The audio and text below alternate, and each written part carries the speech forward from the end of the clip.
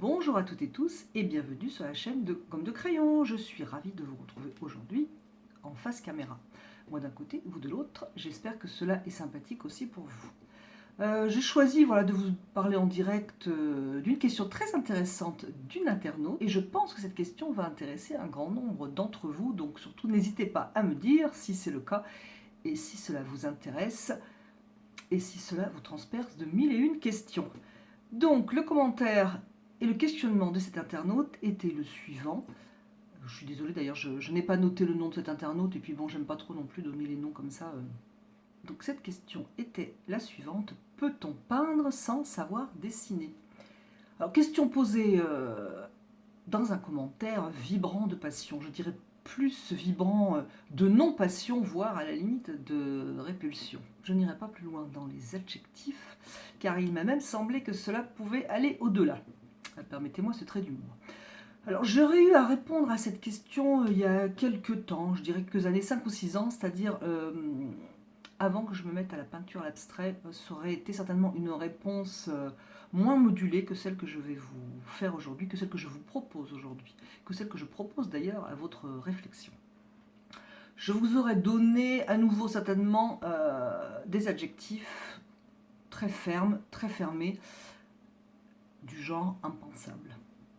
Et j'en passe. Alors pourquoi je parle de l'abstrait? Parce que lorsque l'on peint l'abstrait, on se laisse emporter par la couleur, les valeurs, les formes aussi. Alors ne comptez pas sur moi pour vous présenter l'abstrait comme, je dirais, un barbouillage de coups de pinceau jetés. Plus, je dirais donc, un gribouillage qu'une structure avec des effets de couleurs, de valeurs, etc. Donc, pour moi, c'est pas du tout ça l'abstrait. L'abstrait doit laisser émerger des formes, formes qui vont être des contrastes, des lignes aussi d'ailleurs. Cependant, l'abstrait doit proposer pour moi au spectateur un ou des points d'intérêt, des contrastes de valeurs, comme je viens de vous le dire. C'est là que le dessin intervient, à mon avis. Ou si les formes laissent imaginer des formes figuratives, comme par exemple des maisons, il doit y avoir un dessin qui tient la route. Alors je prends l'exemple des maisons parce que c'est ce qui me parle un petit peu plus. Si vous avez par exemple quelque chose de très abstrait, qui laisse légèrement penser, qui oriente un petit peu le regard vers un paysage et que l'on a des rectangles, on pense maison, suivant le contexte de la peinture. Une précision, lorsque je parle peinture dans un sens large, ça peut être de l'aquarelle, de l'acrylique, de l'huile, etc. Donc vous laissez émerger une forme qui va laisser penser à un bâtiment. Cette forme, de ce fait, doit répondre au dessin, si vous préférez à la construction d'une maison. Cela peut être uniquement un rectangle, le regard va analyser suivant le contexte, à nouveau comme je vous le disais tout à l'heure, cette forme comme un bâtiment. Dans ce cas, si votre maison, alors forme rectangle, appelez cela comme vous voulez, si cette forme penche par exemple sur un côté, on va avoir l'impression, vous allez donner l'impression avec votre dessin que la maison penche, mais penche d'une manière qui n'est pas la manière dont une maison penche lorsqu'elle subit les années par exemple. Donc ça va vous donner l'impression que vous avez dessiné une maison tordue. Pour moi, c'est là que le dessin est important. Et c'est là Pour moi, c'est là que le dessin est important. Pareil, si vous indiquez d'une ou de quelques lignes la suggestion d'un corps, une nuque, un dos, un visage, cela doit tenir la route. Et là encore, le dessin est important. Alors le cas où je module la nécessité de dessiner, de savoir dessiner un minimum, est si vous voulez peindre de l'abstrait sans aucune touche figurative. Des rectangles par exemple, du cubisme, etc. Bien que des cubes, c'est pas franchement de l'abstrait, vu qu'on voit de l'abstrait. Mais bon, fermons la parenthèse. Alors, des traits ou de larges coups de pinceau ou coups de brosse, vraiment de l'abstrait. Attention cependant, parce que votre peinture devra tenir compte de la composition, de laisser émerger un ou des points d'intérêt, des contrastes de valeurs, des contrastes de couleurs.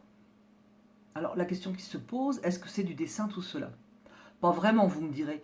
La composition, c'est aussi les valeurs, les contrastes de valeurs et tout ce que je viens de citer précédemment que l'on apprend lorsque l'on dessine. Il me semble de ce fait que c'est apparenté au dessin. Et l'intérêt de dessiner est aussi cela. En dehors, bien sûr, du plaisir de dessiner. Mais j'ai bien compris que l'internaute dont je vous parle et qui a écrit ce commentaire n'a pas un immense plaisir à dessiner. La question que je me pose et que je me permets de vous soumettre, et qui selon moi est à se poser, c'est pourquoi ne pas aimer dessiner. Une piste, peut-être n'aimez-vous pas dessiner le trop figuratif, le dessin bien léché, et que vous avez plus envie de vous exprimer plus vigoureusement. Dans ce cas, pourquoi ne pas laisser partir vos traits suivant votre inclinaison, de larges traits, qu'un gros fusain par exemple, ou travailler les valeurs toujours avec un gros fusain. Vraiment du laisser aller, des grands traits vigoureux, si vous avez envie d'exprimer quelque chose de vigoureux, ou quelque chose de plus doux, mais pas forcément très pointilleux, très figuratif. Peut-être aussi, est-ce à réfléchir de ce que vous mettez en jeu lorsque vous dessinez, les souvenirs d'enfance par exemple. Vous sentez-vous écrasé lorsque vous regardez les peintures et dessins de certains maîtres. Une indication, attention, qui n'enlève rien à l'immense talent de ces grands maîtres. Et c'est dans cette intention que je souhaite vous en parler. En plus, c'est très intéressant, enfin, selon moi, c'est très intéressant. Donc vous allez voir. Alors, de nombreux artistes recouraient à la chambre noire. Je pense que vous en avez déjà entendu parler. Et si vous n'en avez pas entendu parler, je vous en donner quelques... Je vais vous en tracer, c'est le cas de le dire pour cette vidéo, quelques lignes, et vous pourrez aller sur Wikipédia où vraiment, voilà, c'est très très intéressant. Donc, de nombreux artistes recouraient à la chambre noire. Une sorte de boîte dans laquelle la forme que l'artiste souhaitait représenter était créée à l'intérieur de cette chambre noire grâce à un petit miroir. Donc cela donnait une image inversée. Je serais bien incapable de vous citer les artistes qui se servaient de cette chambre noire. Certains, alors j'ai lu quelques articles sur certains artistes qui a priori pouvaient peut-être en conditionnel se servir de cette chambre noire, notamment... je ne vais pas vous donner le prénom parce que je ne sais pas le prononcer, notamment Vermeer, mais en fait tout cela est au conditionnel, en fait on n'en sait rien. À mon avis, je ne pense pas qu'il s'étendait sur la question. Quoi qu'il en soit, pourquoi je vous parle de cette chambre noire, parce que lorsque l'on voit les magnifiques dessins, pour nous en tenir au dessin, ou les magnifiques peintures, ça peut écraser du poids de ce talent et un petit peu nous empêcher de dessiner en fait. Cela, encore une fois, n'enlève rien à leur immense talent. Je tiens vraiment à le dire. Est-ce que cela bien, vous allège un petit peu et vous donne envie de prendre vos crayons en vous disant après tout, pourquoi je ne déciderai pas moi-même? Alors je ne sais pas si j'ai répondu à la question de cet internet, est-ce qu'il faut savoir dessiner? C'est très difficile pour moi d'y répondre, déjà j'ai pas envie de répondre oui, non, etc. Mais c'est difficile pour moi de dire on peut se passer de dessin parce que je suis quelqu'un qui aime énormément dessiner. Ça peut être même un moment de calme, un moment voire tout à fait dans la méditation ou pas, ou au contraire décharger quelque chose, cela dépend du tempérament des gens, mais c'est quelque chose que j'ai toujours vraiment vraiment aimé, un crayon, un papier et dessiner. Donc c'est difficile de dire pour moi, voilà, vous n'avez pas besoin de dessiner parce que voilà, c'est un grand plaisir de dessiner. Ce serait plutôt à mon avis cette non-envie de dessiner. Peut-être que vous êtes trop, et c'est valable pour beaucoup de personnes, donc trop dans le figuratif, trop dans le bien dessiné. C'est pour ça que je me permets de reparler de ce que je disais tout à l'heure, à grands coups de fusain, etc.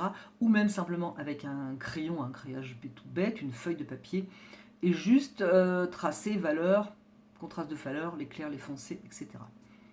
Et puis si vous n'aimez pas dessiner, peut-être que l'abstrait, le pur abstrait est fait pour vous.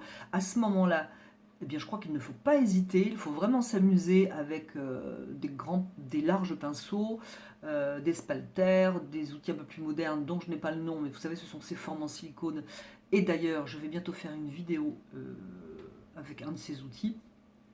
Et vous laissez aller avec la couleur, les effets de la couleur, peut-être à l'acrylique plus, justement, pour laisser aller, laisser monter les effets, etc. En n'oubliant pas qu'il faut quand même trouver qu'il se passe quelque chose. Hein. Ça ne doit pas être un gribouillage, comme je disais, sans forme et sans point d'intérêt. Alors, est-ce que j'ai répondu à la question ou pas?